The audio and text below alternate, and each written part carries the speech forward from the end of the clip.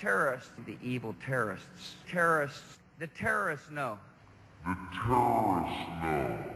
The elite know we're restless, that we're catching on to their scam.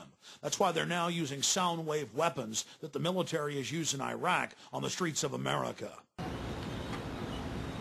There's your LRAD, ladies and gentlemen, used against the Iraqis, used against the Palestinians, now used against us in America. We're getting reports that about this garden, they're already using them. Long before 9/11, they were getting the sound wave weapons, the microwave weapons ready, building all the emergency containment facilities. They knew all this was coming. How you doing, officer? Did you know I interviewed the CEO of this company a few years ago? Our boys are using these in Iraq, aren't they? No comment. Ask all questions to DCPI, Commissioner Paul Brown. I'm from Austin, Texas. Are those the guys in the white outfits? Right. Do you know what those are? What? Those are sound wave weapons they're using in Iraq. They can burst your eardrum. Oh, it's because now they're out here to be used. Police. What do you think of it? I don't know anything about it. It might be necessary, but I doubt it. I think everyone knows it's a peaceful protest. So. Yeah, I mean, well, the point is that these are things used in Iraq against enemies, and now it's being used right here in America. Now that the government in general considers the American people enemies of the state, defense contractors have a whole new lucrative market, selling high-tech weapons normally sold to the military to the police. We're on our way to a protest that's unauthorized, not permitted. They've been arresting people by the thousands, and we're going to cover it. Of all the hundreds of huge protests we've seen, a small group broke off with an unpermitted march and is moving down towards Madison Square Garden, or MSG as New Yorkers call it.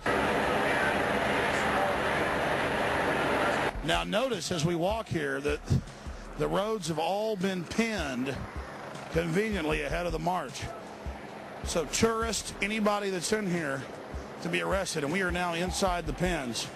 And look at them hurting us. Look at their cars hurting us. I wonder if it'll be like Monday night. I wonder if they'll run horses and mopeds into us. 11:35. If you're here at 11:35, they will arrest you. But I'm sorry. They're hardly letting people out. They're opening up the pens a little inch to let people slowly trickle out. So they're and now we're getting in trouble for letting y'all know. Well, that little story about how they're going to arrest people really worked. Look, everybody's leaving.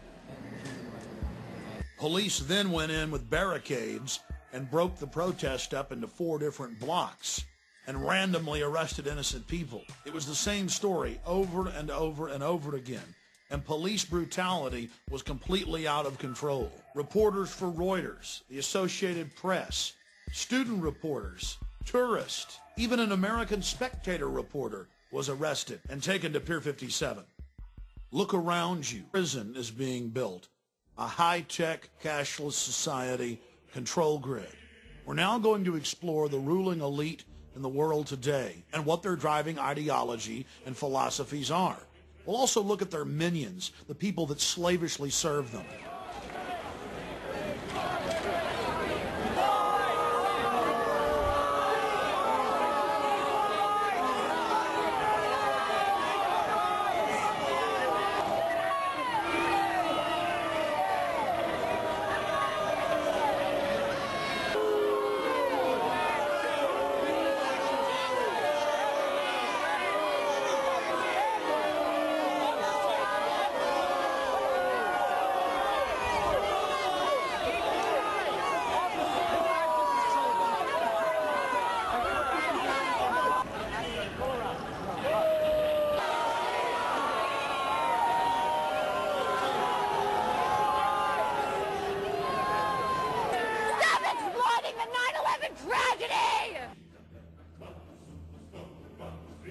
Well, here we are all the way from Austin, Texas, covering a Republican National Convention. What we're seeing here is Skull and Bones Coronation #2. Well, down here you can see the CNN staff, Bush Light. They love the president, put out all the propaganda. They also worship Kerry. So does Fox News when it comes to worshiping Bush. So here's the so-called mainstream media you can trust, which is nothing more than basically a CIA front to propagandize and manipulate the people. But it's all in a slick packaging with a great, impressive background, and that's what people respond to. You know what? I bet most of those so-called Texans down there from that Texas delegation aren't even first-generation Texans. They're just as phony as George W. Bush is. A guy who is from Kennebunkport, Maine, whose daddy speaks with a perfect Atlantic accent. People who were Tories back in the Revolutionary War, they came down carpetbagging to Texas when George was a little boy. And now so many Texans and phony Texans have been sucked in by this and just love the whole motif. But again, it's form over substance. It's the packaging. Yeah, I'm a slave. I'm happy about it. I'm proud of it. I've decided to just join the New World Order. I've decided to just go along with it and have a good time. The media has really been covering Skull and Bones lately, how Bush and Kerry are both members. Are you aware of that organization? I am not. Does it concern you that they both were in the same fraternity in college and just 2 years apart? No, it does not. Just one hell of a coincidence that 15 members each year out of 290 million people and the two presidential candidates are Skull and Bones. I would say that's a coincidence. I would say that's a coincidence. Yeah.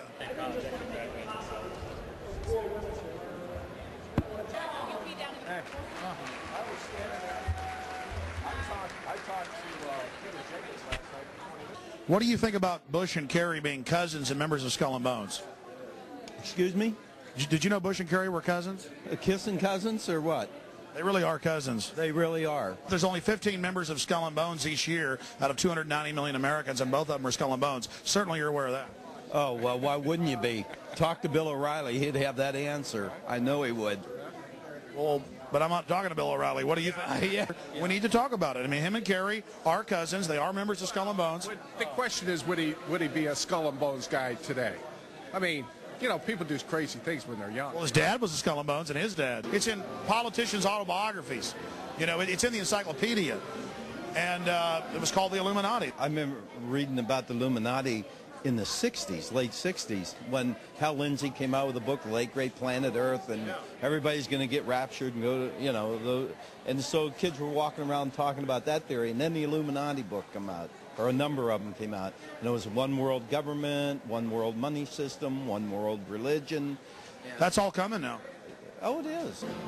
Conspiracy theories never work. I mean, look at... Well, every time I bring it up, somebody says, oh, you think it's a conspiracy? No, it's a real group. I want to know what you think. We got into not a debate, but a gal who is a real confirmed Republican. She married a real liberal guy, and the next thing you know, we have her over for dinner, and I hate Bush. And I said, whoa, where'd all that come from? And she got right down to... you know, all the things of all the presidents being involved in this society, all Masons, and that was her whole base. And I hate Bush, and I said, well, then how could she hate Bush? Because Kerry's a member.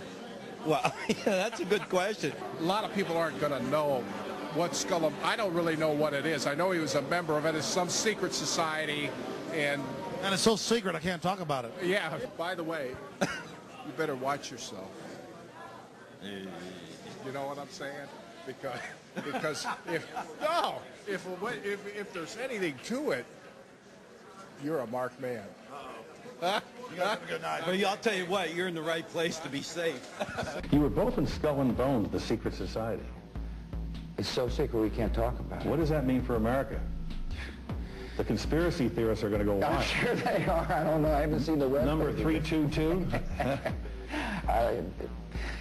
First of all, he's not the nominee, and look, I look forward. Are you prepared to lose? No, I'm not going to lose. You both were members of Skull and Bones, a secret society at Yale. What does that tell us? Not much, because it's a secret. Is there a secret handshake? Is there a secret code? I wish there were something secret I could manifest. 322, secret number? There are all kinds of secrets, Tim, but one thing is not a secret. I disagree with this president's direction. Most people don't know the Order of Skull and Bones at Yale is simply one chapter in a larger global organization known by many as the Illuminati. Its symbol is a skull and crossbones and the number 322. Skull and Bones is the name used by the uninitiated or non-members. The true name of the organization is the Order of Death or the Order of the Death's Head. George Bush and John Kerry have both been initiated in the same way. They swore an oath to the tomb, to the order of death above all others, and to wage eternal war against all of humanity. In April of 2001, ABC News was able to get a few minutes of video of a small